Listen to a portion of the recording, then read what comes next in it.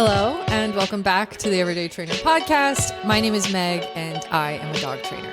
On today's episode, I'm joined by the one and only Oscar Mora of Elevated Canine Academy. We are out here in the LA area, still in California. We're going to talk all about his new facility, working dog stuff, and so much more. So you know the drill. Grab yourself a tasty drink and meet us back here.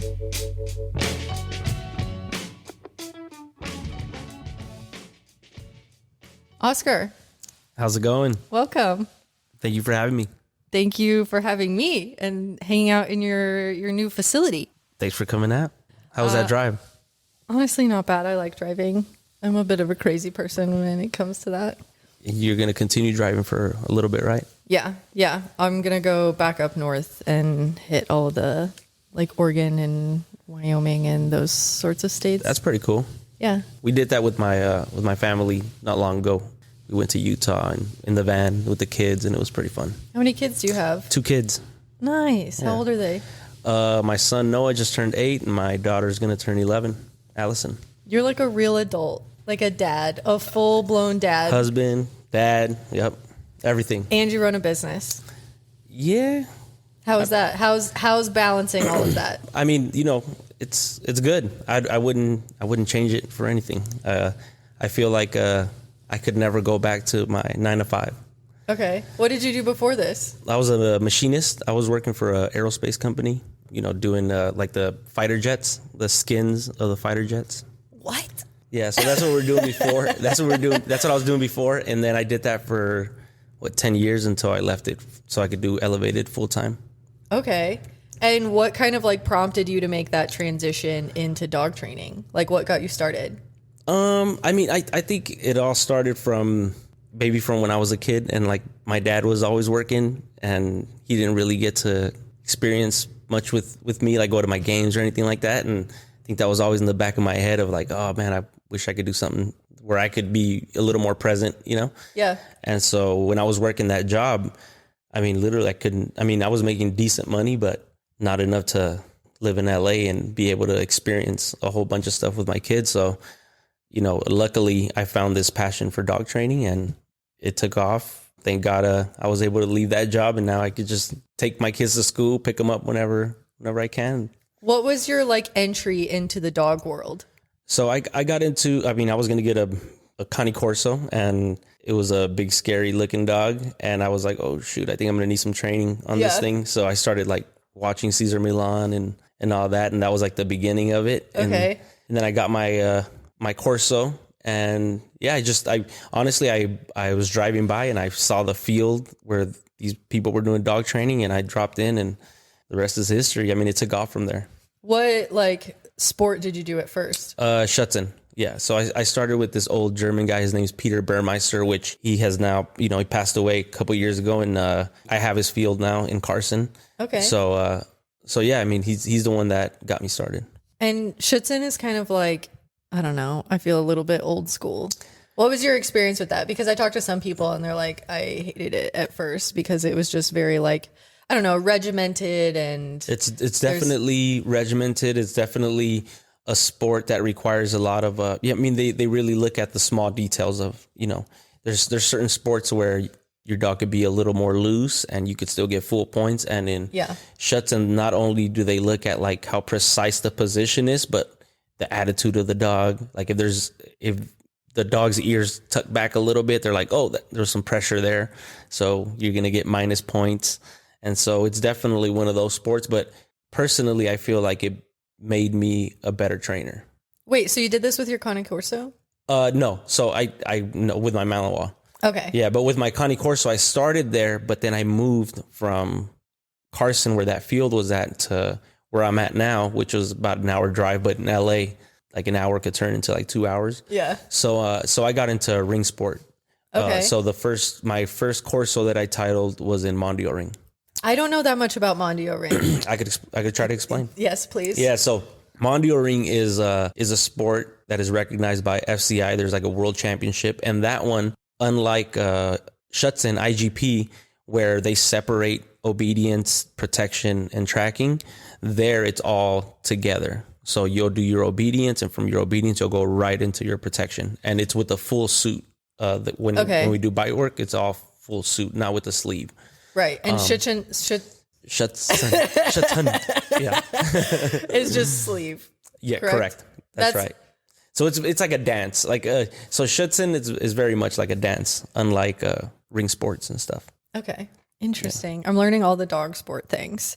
So you got into it just as kind of like a hobby at first. And what was that transition like when you were like, I want to do this? Did you learn from anybody? What kind of got you in pet dog training? So, I mean, dealing with sport dogs where there's rules you have to go by and, high drive dogs most of the time, I felt like the pet dog stuff was pretty easy, but then because there's also issues you run into with sport dogs that you have to deal with, like, overexcitement and all that stuff, which is this pretty similar stuff to what we deal with in the pet dogs. And so, I mean, I just personally just like working with dogs and working with people. And that's really where it all started for me. And, once I saw that I could make a living doing this, like. Did you have like a first client, somebody who was like, please help me train my dog? And then that's kind of it's usually like people within the club and all that will have friends and they'll let them know about you. And I started doing it for free and just, trying to, after work, I'll go and, train a couple dogs. And that's how I got my experience. And then I went to, there was a guy in Vegas who kind of was like, hey man, you could probably do something with your skill. And he's like, why don't you come out and see how I do things? And I went out there for 2 weeks and I saw how he was running his business. And I was like, I think I could do this, And so yeah. And then at some point my wife was like, hey, it looks like we might be all right if you just do it full time. And I was like, say less. Let me quit my job, please. When she gave me that green light, I was like, the next day I went to work and I was like, hey, peace out. I'm out. Nice. So yeah, but yeah, it's cool. I mean, again, there's big differences with sport dogs and pet dogs, but it all has to do with. I think they're kind of like opposite, like I don't know. I started off very much in pet dog world and my business was kind of structured around like owners because I started off as a dog walker. So I was in people's houses every single day and you get super close to those people and you see everything that you do. So I was like, of course, all these dogs are crazy. Like, this is what these people are doing, So then when I started like educating them about like, hey, when you come home and you go, like, you're just creating this like overly excited dog. So then when you walk out the door with your dog like loses their mind and they're like, oh my gosh, right? But then in the sport dog world, you're kind of doing the opposite of the things that you would do with like pet dogs. And that's one thing that like I really struggled with in the beginning when I got my Mal is like, I'm very good at like mellowing dogs out and like chilling them out. And like everybody who works my Mal, they're like, she's so polite. That's good. She's so polite. And I'm like, yeah, but she's not like, she doesn't have that like. That craziness to her. Yeah, that craziness to her. Because I like, that's tough for me. So when I, did like obedience sessions in front of people, they're like, you're so boring. And I'm like, oh God. Yeah. I mean, definitely you have to, bring a little bit more excitement when it comes to sport dogs.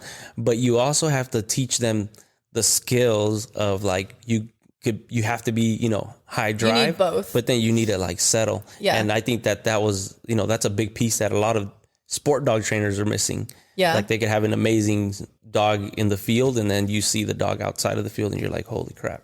Yeah. Well, and two, sometimes their lives are just like so different than the average pet dog in that they're just kind of like in a crate if they're not being worked. So that, I think that's a culture, that's like a culture that, I don't know. I see a lot of sport and I've been there. I've done it. And it's something that I've, tried to change, like where I don't just take out my dogs just to work them and then put them back in the kennel or crate. I'm trying to like involve them. And I think it comes down to because we enjoy dog training so much that we'd rather get more dogs so we could keep training all of them instead of like enjoying the dog for what it is. So when I got my first Corso, she went with me everywhere. I mean, I had her everywhere with me. And then I ended up getting more dogs. And then all of a sudden you don't have the time to give to all these dogs. So yeah, I think that's a culture thing when it comes to like sport dog culture. Yeah. Where they get a bunch of dogs and then they don't have the time for them. Yeah. And how many personal dogs do you have? We have 3 right now. Okay. That's a good number. Yeah, I have my golden doodle. He's like, our family guy. And then I have my 2 Malinois. There you go. You don't have any Cane Corsos right now? Not right now. No. Okay. Are you going to get one soon? I'm probably going to wait a little bit. I lost my Corso about a month ago. And so I'm just going to chill out for a little bit. Eventually I'll get one, but I'm going to chill out for a little bit. Yeah, I feel that. So you kind of integrate your like Mals into the pet dog life. Yeah. So like right now, especially now my older guy, he's going to be 9. So, I take him with me wherever I go. And then my young one, I'm trying to do the same thing. Just try to get him out as much as I can. That's good. Like not a lot of people do that with their dogs, especially dog trainers. And then I struggle because like my young dog, I feel like he doesn't have that like fire in him that I want to see. Yeah. But then I'm like, yeah, but you're also doing a lot more with him that you would probably not normally be doing. Yeah. It's like taking him out and stuff. Yeah, like I normally I would just get him out to work him like 3 or 4 times a day, and the dogs become addicted to that, and they become a little crazy, and that's what I'm used to, and I'm trying to change that a little bit. So as I'm getting older, I'm realizing that sport dog stuff is cool, but I just need to enjoy the dog just for who he is, and that's it. Yeah, that was one thing. I took my Mal to like bite work, and I am the only one that can work her because she is not around men ever, growing up. And so she's like scared of the decoys. So I have to like work her, and then I like pass it off to, the decoy, and then he can work her a little bit. And then she'll kind of be like, oh God, where are you? And then I have to like come back and work her again. But he was like, does she have a lot of outlets outside of this? And I was like, yeah. She does everything. Yeah, she's very much a pet dog. I take her everywhere. Like she goes hiking, she plays with my other dogs, and he's like, if you really want to do this, you have to stop doing that. Like her life has to be a little bit boring until we kind of build her up. And I'm like, I get it because like at my house there's like 20 dogs sometimes, and if I have like a big group of dogs that get along, like I'll let all the dogs out, and she's like playing with other dogs all day. So when I take her to bite work, and she's like, there's this big scary guy that's like trying to yell at me, and like and I think you got to also think about it, like, is sport going to be like your main thing? No, definitely personally not. I feel like not every, even if it's a Malinois, not every dog is meant to do a sport. I mean, that's just what it is. So I would say if you enjoy the sport and you fall in love with it, then I would get a dog for that. I'm not a sport girly. Yeah, and if you're not, then it's like she's honestly like perfect for me because she's like just enough of a Malinois that I can like do things with her. Right. But like just for funsies. Yeah. Like, does she enjoy like dog diving and stuff like that? Yeah. Yeah. Like, so you mean you could, as long as you have fun with her and she's having a good time, I think that's what matters. I think that sometimes people force their dogs into bite work, and it's like the dog is afraid of this dude, and you're like putting them in front, Yeah, so. But it's honestly like, I know that she's never going to be like this killer or anything, but it's good for her. Like putting her in uncomfortable situations, like I need her to toughen up just like a little bit. Okay.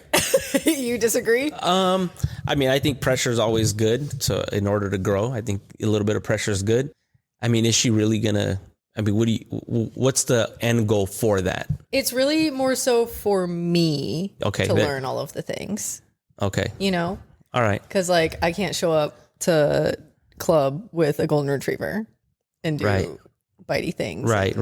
I mean, if you enjoy it and everything, that's cool. But I think it becomes a problem when just the dog just hates being there. And, she's fine. Like she's just a little weird when she's trying to do bite work. Yeah, I know what you're saying. I know what you're saying. Yeah. Like she's fine. People have worked her before, and she like, it's not like I'm like traumatizing her or anything. Yeah, okay, cool. She's just a big baby. Yeah, then it's all good. It's literally like a golden retriever in a Malinois body. She's like, you can yell, but just don't yell too loud. Yeah. That's cool. Exactly. Yeah, and she gets some of her anxieties out that she might have and stuff, letting it out on the grip. So it's all good. Yeah. She enjoys it. She does. She's just a little uncomfy at first. Yeah. I know how it is. I'm like, I get it. Like he's scary. He's got like the face tattoos and, like I get it. Oh man. So you got your start in kind of the sport world and then transitioned over into pet dog training. And that's predominantly what your business is now, correct? Correct. Yeah. Okay. You've had your business for 7 years. Mm-hmm. What's one big takeaway that you've seen over the years that you wish more owners knew? Like one main piece of advice of like, I wish more owners either, like knew this before getting a dog or knew this when they were struggling with behavioral issues, that sort of thing. Oh, you're talking about like the dog owners, not like the... Yeah. Okay. Like a little PSA to dog owners out there as like I mean, an experienced dog trainer. Obviously, I think that many people go off of with how the dog looks and not what the dog was bred for. And you run into problems because people end up getting dogs that were bred to work, and you want them to just be at home laying down next to you while you watch a movie. And then when you go to work, for them just to be hanging out. And that is not what they were designed to do. Yeah. And that's how we run into problems. So, I mean, I would say look into the breed, even when it comes to, say you wanted to get a Labrador or a golden retriever. Are you going to get him from show lines? Or are you going to get him from working lines? Do the research so that you don't run into problems. Because even if you get training on a working line lab, you're still going to have to fulfill that dog's, life with certain things and drive and everything. So definitely look into the breed before, you go and purchase it. But I know nobody does that. Everybody calls us once, it's already And that's been why done. we have jobs, job security. Which I'm not mad. I mean, it's cool. It's part of it, but I mean, that's definitely one of the things. And then like like when you look at the litter, when you go over there and you look at the puppies, like some people will be like, well, like, cause I came from the Connie Corso breed. So they'll be like, he picked me. And I'm like, no, that dog was afraid for his life. He's hiding behind you because he was afraid of everything. Yeah. And now we're dealing with this issue instead of you getting the one that was a little more confident. You know what I'm saying? Yeah. So look at the puppies, but from the beginning, see what you're going to end up with. What should people look for when they're picking out a puppy? So I personally, I like a dog that doesn't have a ton of drive, especially if like pet dog.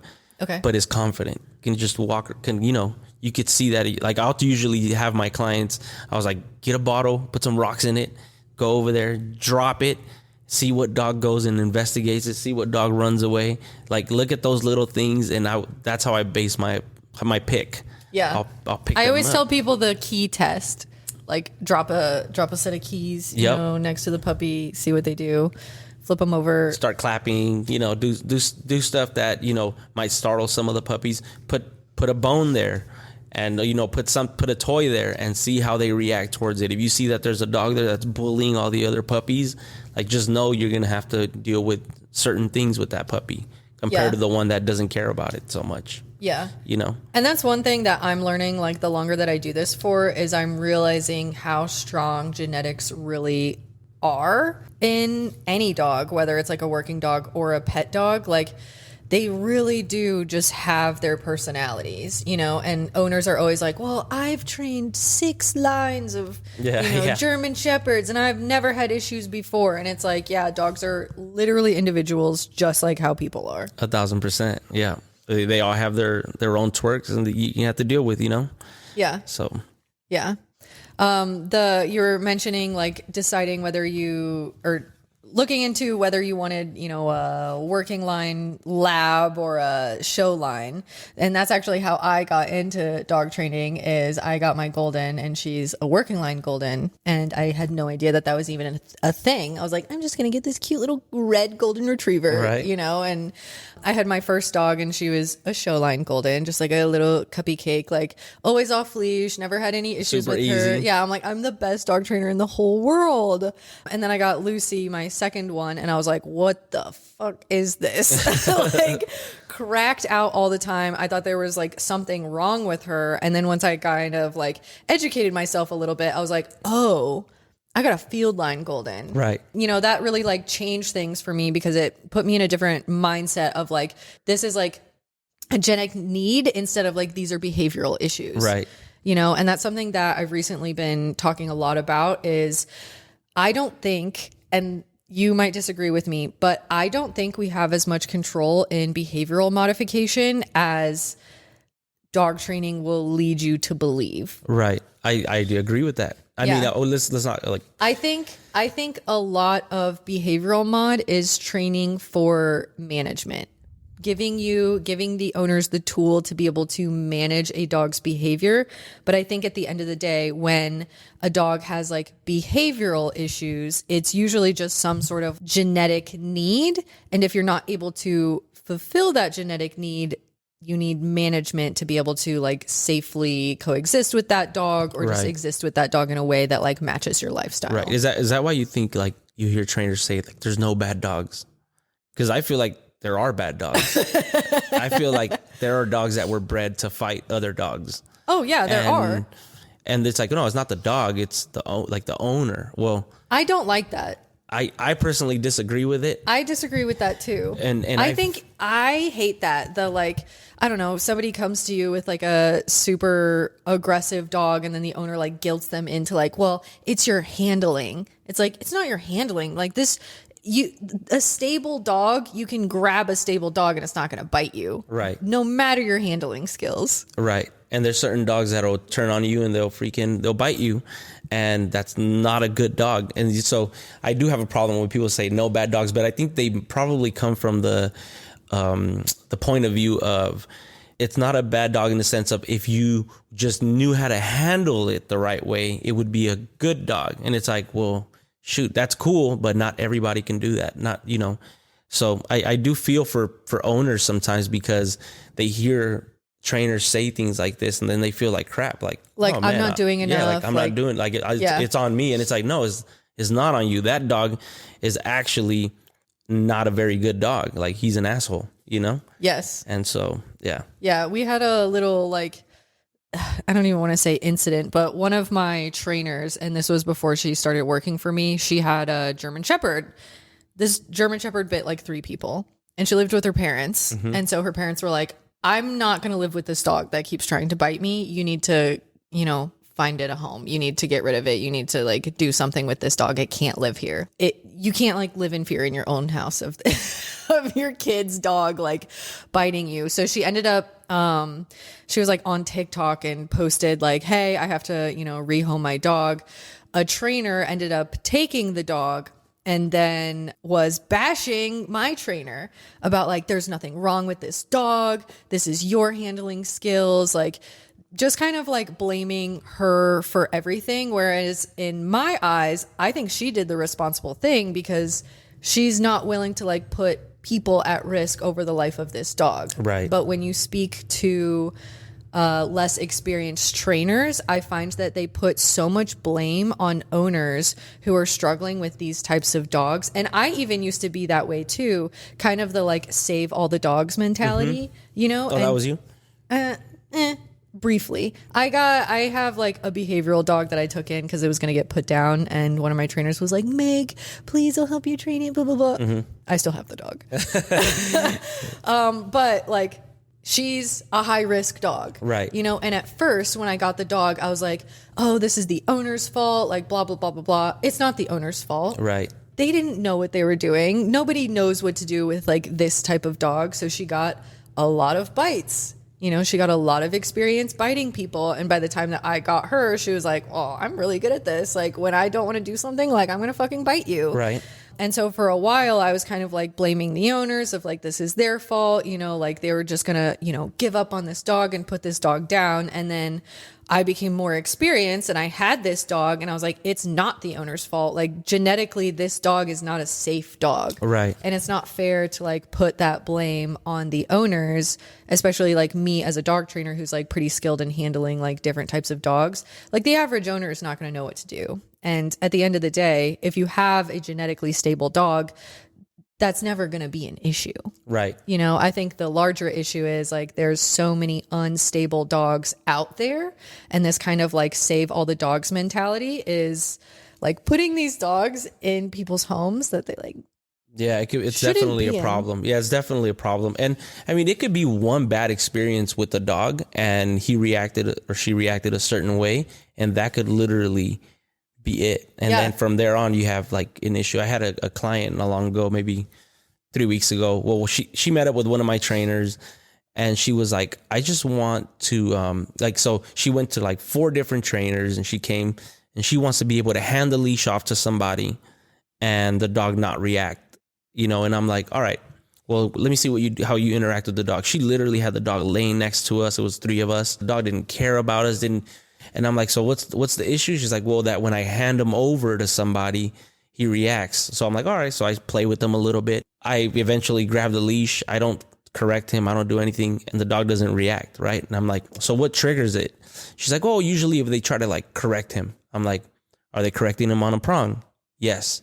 So that could literally be a cue for the dog to react a certain way. I'm like, so I'm not going to do that.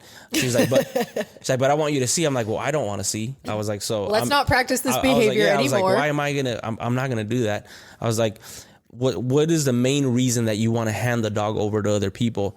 She was like, oh, like if I want to board him. I was like, easy. I was like, you put him in the crate. I'll take him out when you're not around, and we'll be good. I'm not going to be dealing with this issue with this dog. I know that I could see the dog doesn't have an aggression issue. It just has certain triggers that if we know how to, manage him, I think he'd be fine. But many trainers, what they do is they want to show the owner like, nah, I could do this right now. I could fix this for you right now. And then they just create a bigger hole. It's like, why are we going to do that? Why don't we build a relationship with the dog where then if I do correct the dog, he understands that there's a relationship there, instead of me in the first session grabbing his leash and giving him a correction for whatever reason. Yeah. It just didn't make any sense to me. And after I was like, yeah, like I'm not going to keep messing with this dog. Like, first of all, I build aggression on a prong collar with dogs for protection. Yeah. I was like, we use a slip lead or something on this dog. We're not going to use a prong collar. And you can leave him with us. I was like, I feel very confident with us being able to handle this dog, And so I do feel like sometimes we make problems a little bit worse than what they are. Oh, I completely agree.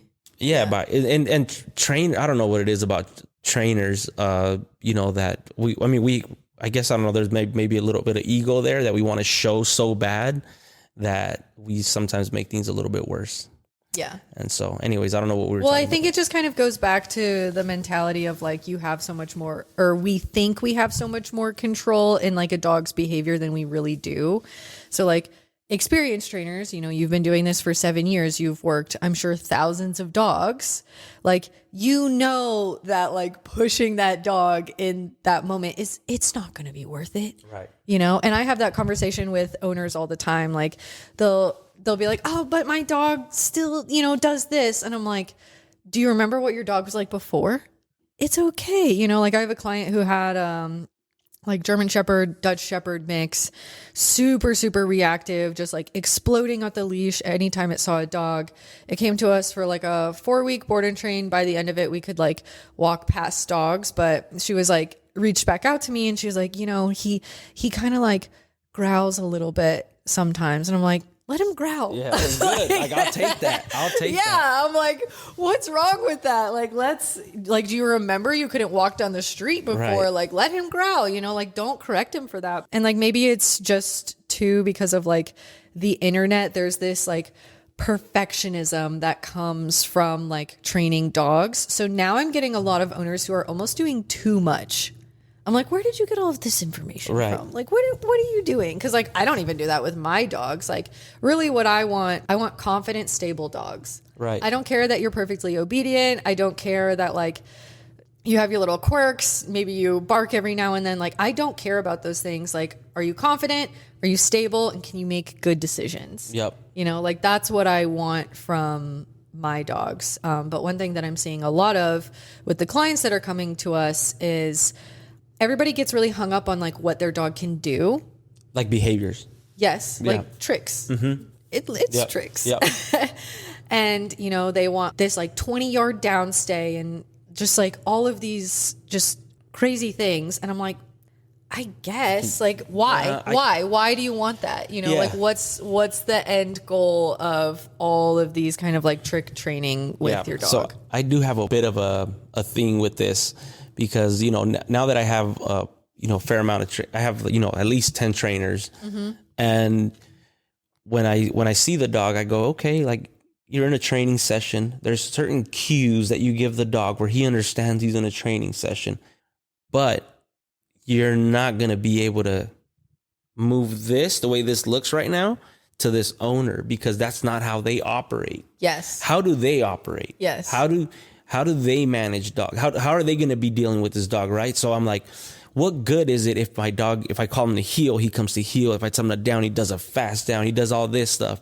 If I can't even walk him past another dog, because that is the stem, like the problem. Because like mentally he's not there. So he's not going to be able to do all this cool stuff that you taught over here if he can't even get past that. And so to me, I'm like, forget the session. I'm like, how, like, set up your playtime with when he's with other dogs into do 3 recalls and he gets paid, where you make him a believer that he is going to get paid every time he comes. Yeah. But not in a session where you put him on a down, you go 5-minute training session, boom, boom, boom. We do all the things and then you go back away. That's not going to work. Like it's not going to translate. It might get a little better than what the dog was before, but it's definitely not going to translate into how the owner is going to be dealing with the dog, because first of all, they don't have the body movements that you have as a trainer already. They don't have that. So we have to figure out, and I tell them all the time, like, how do they interact with the dog? A 70-year-old lady is going to be completely different than a 25-year-old girl and how they interact with their dogs. If they're into the training, then we could go a different route with the 25-year-old, but a 70-year-old is not going to be able to do certain things that the 25-year-old can do, how they run or do certain.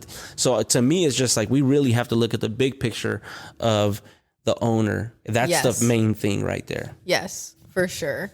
And I get a lot of dogs that have been to training programs that are like that, and the dogs know all the things. They're very good at being told what to do, but like, how do they function when they're not in command? That's a big thing. So a few of my trainers have, worked at other facilities. They've worked with other trainers before. And when they come to me, they're all like this. They're like, what are we doing? And I'm like, you need to do nothing. Like we have to teach these dogs how to do nothing, because like they've never been taught this. And the dogs are the same way. They're like, what are we doing? They're just like waiting for their command. And my trainers are the same way. So I have to like mold them into like, honestly, sometimes doing less is more, especially with the dogs that we're getting, because owners are really good at teaching all the things. They're teaching like the skills. They're like, my dog knows sit and down and stay and blah, blah, blah. But like, is your dog stable enough to just like hang out and lay with you at a restaurant? Right. No, they're not, because you're constantly like feeding them like, yes, yes, yes. Yep. Like, what happens when you're not doing that? Over adrenalizing the dogs.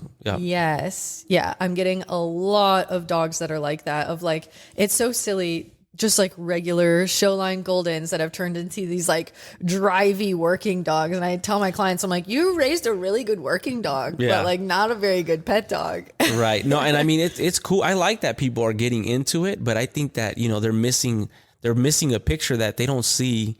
Like, because there's a lot of videos now of dog trainers on TikTok and all that. And literally you could watch one video and from there, you're going to get 30 other videos, because the algorithm is just going to hit you with them. Yeah. It looks cool on video. But it's like 2 minutes, but you also have to teach the dog the off switch. 1,000%. Which is the most important. It's not fun to watch on the internet. The best training that I've seen is literally the most boring training. But for me, it was like, that was it. Like, literally, how do you even deliver a piece of food? Because some people will be like, yeah, I'm going to pay the dog for being calm, but you're going to pay him with a yes. And you're going to just like, it's like, no, even the way you say that, you're already, oh my gosh. Yes. Putting the dog in the wrong state of mind. So even if you said yes, how are you going to deliver the piece of food? What kind of food are you going to deliver? Like, is it going to, so people need to look at the big picture, not just at what they think. Oh, I'm just going to be rewarding the dog for that. Yeah. But you're rewarding, and the dog is probably popping out of the place or running towards you. And all of a sudden, instead of having a calm, relaxed dog, you're gonna have a dog that's like always looking at you like a freaking crack addict, Yeah. So anyways, yeah, that's one thing that I am really trying to like emphasize with my trainers is it's so silly. Like, they all train the same way, like before they started working with me, and I'm like, where are you all learning all of this? Like the yes, and I'm like, this does not transfer to owners. And I feel like like background has been so owner focused because I started off as like a dog walker and like being in people's homes. So like I know what owners keep up with, right? You know, and they're not going to be like, yes, like your dog is literally not gonna work. never going to hear that sound outside of this training session with you. So don't make it. And I tell my trainers like, stop talking. Yeah. Just stop talking. Like you literally don't have to talk to the dog. And I don't a lot of time. Like I'm very quiet when I'm training dogs, and the dogs that I get are very like reactive, neurotic, you know, so I do want to meet them with like that calm energy that's going to kind of like slow them down. You know, I'm not building up these like super drivey dogs. Right. So it's a little bit different. But yeah, even with my trainers, I'm like, why are we all doing the exact same stuff? And I think it's mostly just coming from like social media. 1,000%. Because that's what does well on social media is these like really drivey, obedient dogs. And you're like, wow, that's cool. But you're not seeing the other half of that equation, which is hopefully the trainers are teaching, you know, the dogs to chill and have that off switch for not just like themselves, but the dog as well. Right. Because I've met some neurotic dogs that don't have an off switch. And it's honestly like sad to see that they have to exist like really, that. I mean, it really, I mean, people don't realize how bad it is. Like my dog Wapo, my older dog, if he's alone in the yard, he's like chilled out. Yeah. And as soon as I walk out, he'll like grab his freaking jolly ball and like just like smash it and like bring it to me and like want to play. And I'm just like, bro, I just want to hang out with you. And now the only time where he's like relaxes on our drives. In our drives, he's cool because he has never experienced any play there. Yeah. You know, he has never experienced any, you know, any high drive in the vehicle. So there he'll relax. But other than that, like if I'm in the yard and he sees me, he's like, what are we going to do? Time. What are we going to do? What are we going to do? And yeah, it's not a way to live, you know? Yeah. He gets agitated. Like if I have his ball and I just put it out there and I put him on a down, he'll get agitated just looking at it. He'll start breathing heavy and doing all that. And, you know, now with my other dogs that I've had, I'm like, no, I'm going to teach them that off switch. Like we're going to play and then I'm going to put you on a down and you're going to relax for 15 minutes until you're calm. And then maybe I'll take you on a walk, maybe play with you again a little bit. But I want you to learn the skill of doing nothing. Yeah. You know, that's a skill that every dog must learn. Yeah. I'm also, I'm kind of like one of the hated dog trainers on TikTok because I talk about like correcting dogs. Right. But the reason that I do talk about correcting dogs is because I feel like that's another part of the equation that a lot of owners are missing out on is being able to tell their dogs no in a meaningful way. So, you know, let's say I have a reactive dog and I ask the owner, what are you doing when your dog is being reactive? Like, what do you say? What do you do? Do you move? Do you ask them to sit? Like, what do you do? Well, we tell them no. Okay. Well, how does your dog know what that word means? Right. Yep. I don't know. Yep. So how do you kind of communicate that part to your owners? You know, because I think on social media, it's a lot about like what we can teach our dogs and, right. you know, getting them working for food or toys or whatever. But a large part of dog training is being able to tell your dogs no and, you know, communicate like, I want you to do this, but I also don't want you to do this. Right. So I do. So I'll go back to one of my trainers. Recently, I was in Mexico and I received a bad review and I was like, all right, now when I get them, I'm like, this is an opportunity to fix something. Yeah. Whatever we did wrong, we're going to do it, make it right. Yeah. So when I get back, I contact the owner and I go, hey, can I go check out the dog? I was like, you could leave your review there. I don't care. I'm not telling you, you know, yeah. I just want to make sure that I do my part into trying to fix this. So she goes, yeah, for sure. Come out. She's like, I'm really glad to hear from you. So yeah, come out. I go over there and I check out the dog. The dog is just like all over the place. And the first thing I do is I go, no. And I reach down and I correct the dog a little bit. Uh-huh. And after that, the dog did everything. Like the trainer actually did a very good job at training the dog. He did not do a good job at translating it over to the owner. Yeah. Now, when I told her, I said, all right. So then we were working. I'm like, correct the dog. And I could tell that her correction and her no marker didn't mean anything to the dog. So I said, okay, cool. I need to figure this out. I was like, And then I forgot what we were doing, that I noticed that she kind of walked into the dog a little bit, and he took that as pressure. She didn't even touch him, but she walked towards him a little bit, and he was like, oh, shoot. I was like, that is your correction. Forget the leash pop. Forget everything. That is your correction. Did you see that? She was like, no. I was like, what you did, you gave him a little bit of spatial pressure. And after that, he was good. I was like, so let's do that. So I was like, we're going to work on a couple behaviors, and that's how you're going to correct the dog, because the leash he took it as like, it was fun. Yeah. Not when I did it, but when she did it. Yeah. So as trainers, or as owners even, you got to figure out what type of correction is going to work for you. Now, when we say correction, or, people always think that, or punishment, people see it as, oh, they're going to hurt the dog. No, literally it could be you sprain the dog, or you literally just taking a step into the dog. Taking a step into the dog, not moving forward. That is a correction for the dog. And the dogs, like us, they need to understand, what we like and what we don't like. Like, you know what I'm saying? Like, if you could communicate with your dog, hey, I don't like you doing that, but hey, I like you doing that, it's just going to make life so much easier for your dog. Instead of us trying to teach, oh, I don't want my dog to do that, so I'm going to teach these other behaviors over here. Yeah, and it's like, why? When it could just be so easy to let your dog know, like, that is not cool. And if you have a word for it that you have now paired with that, now you can use that to your advantage, I personally feel it's one of the most important things. And so when I drop off, so one of the problems that the trainer did when he dropped off this dog was he had her still using a lot of food, instead of him just being a good and a no. That's all I want. Yeah. When the dog does good, you could say good, or you could say nothing.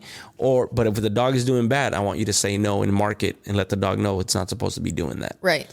So yeah, I think to me, it's the most important thing. I kind of use food as just like teaching behaviors, because I have found that, I don't know, owners get really concerned about correcting their dogs incorrectly, or like, dialing too high on the e-collar or things like that. I find that people don't really mess that up. What people mess up is rewards. And if you have a dog who's just constantly looking to your hands, like, I think that is so much worse than just like not using food. Right. So as like trainers in our program, we use food, and we build up like food drive for us to do the training, for us to do those active training, teach the skills, maybe work the dog through, reactivity. But as far as like owners go, I'm not really having owners do too much food stuff unless it's like a puppy. Puppy owners are really the only ones that I'm like, this is our marker word, good. We say the word, and then we reach into our treat pouch, and then we deliver.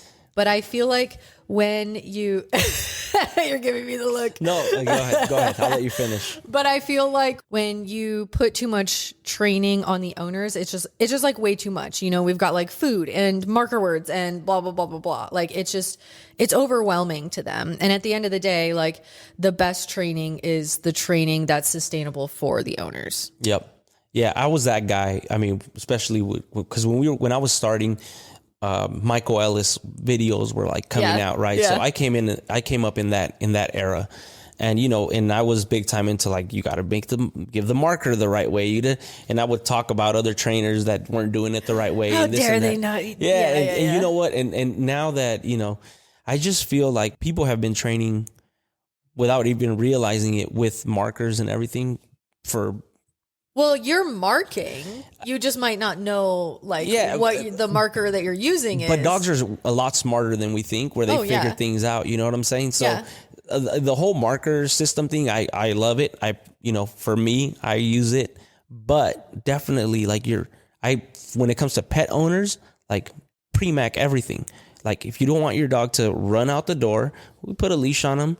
We hold him back. We open the door. He can't come out until you touch him on his side, and he can go out. Yeah. And you stay consistent with that. Or when you come in, you tether him, to something, and you just hang out. You don't say anything.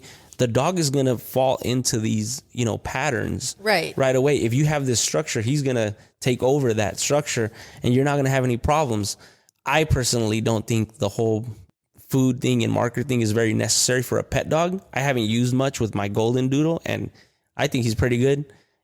you know, and we over adrenalize dogs, like you said. Yeah. When we are using a lot of food. And I think it's more for us. It makes us feel good. Don't you think it's very trendy right now? Like, don't you see that like everybody's kind of training dogs the same way and they're like really hung up on like marker words and stuff? Yeah. I mean, we got things like TikTok, like I said, and, you know, and Instagram and everything that, you know, it looks cool. It looks fun. They're having a good time, which I welcome. Pet dog training is not fun. No, it's so boring. Laying down. So, you know, I definitely see why people like it. The dogs look like they're having a good time. The owner's having a good time. I welcome it. I think that people that are into that, you know, they have a good relationship with the dog, but I definitely feel that they're missing a piece, which is that boring piece, because nobody's going to watch a TikTok live where the dog is just laying there. You know what I'm saying? They're going to watch it where you're teaching all these different things. So that's just where we're at right now, which I don't know. I welcome it. I'm good. If more clients for us. So exactly, it's all good. Job security. I had one of my friends, Clayton. He was recently on the podcast. Some girl posted. I'm not on Facebook because I can't handle the like dog trainer Facebook community. It's just too much for me. But some girl posted like dog trainers who don't use marker words, like red flag, and he like commented and was like, "This is dumb." Like. This is just like, obviously, you know, you're not very experienced. Right. Like, we're marking behaviors all the time, whether you're using, you know, the marker word good. And yes, like, it's just, what is the cue to the dog? Is it you like smiling at the dog? Is it you, you know, petting the dog? Like, owners are really good at marking and rewarding. Right. They don't need a marker word. And, you know, as you become more experienced in the dog training industry, you realize that, and it just kind of becomes more like owner focused. Right. I think that definitely, I don't know what it is about dog training and dog trainers that, you know, makes people feel a certain way. Like, I'm probably going to get some crap for this, but like, one of my favorite people, you know, especially when I was started, was Cesar Millan. I know people don't like him. I love Cesar Millan. Let me ask you this. How many trainers today? None of us would have jobs if it weren't for not Cesar just Millan. that, but how many trainers today can walk 65 dogs off leash in downtown LA, and the dogs just follow him? I don't know. I can't name any. I don't know who's doing that. No. I don't think anybody's doing that. No. And so people always talk crap about him, right? Because of some TV show, but it's like, you don't see, like, do you not see how this guy is like interacting with these dogs? Like, so I don't know. But he's not the cool, like, he's not the cool thing to be. You know what I'm saying? Yeah. He doesn't use markers. He doesn't do, it's like, nah, you don't need to. I don't care about that. Like, look at the dogs. Look how he interacts with, like, again, to me, that's what I base it off. Like, I could barely even do 2 dogs. You know what I'm saying? Like, this guy had 65 dogs loose, like off leash in the downtown LA. And so I always get crap from people like, oh, but he has an e-collar on. Oh, but it's like, yeah, but you're working out like in the woods somewhere with no distractions at all. And I'm just like, you know, it's different, you know, different worlds we live in or whatever. But for me, when it comes to like, you know, trainers that, you know, Cesar Millan, I think he's one of the top trainers. And if it wasn't for him, I wouldn't be where I'm at today. Oh, yeah. So that's just, yeah. Anyways, thought I'd throw that in there. No, I mean, I completely agree with you. And he doesn't use markers. He doesn't use markers. He's not, I mean, does he use a lot of food in training? I don't think so. I think like a little bit. I would but probably not really. say he does it here and there, but I mean, I don't know his exact methodology or whatever, or system outside of what I've seen, but I don't think he. Do you know who Oregon Tails is? No.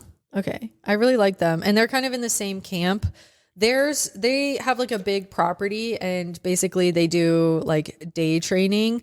They have kind of the same situation of like, you know, 65 dogs, all of them lined up, like walking at heel with them.